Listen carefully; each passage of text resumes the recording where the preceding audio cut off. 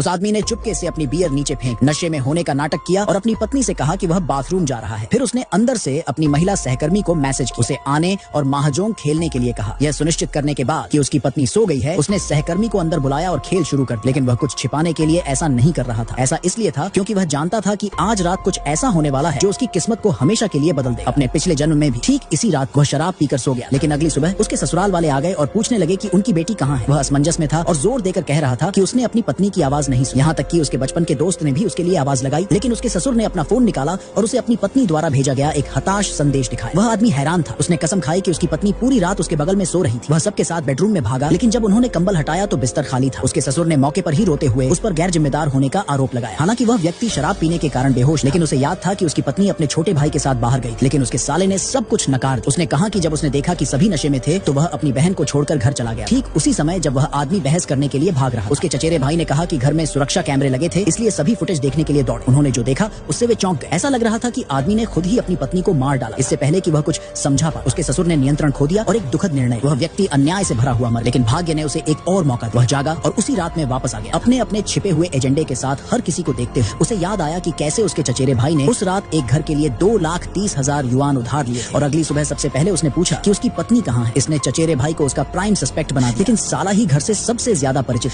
और उसकी पत्नी के साथ उसका घनिष्ठ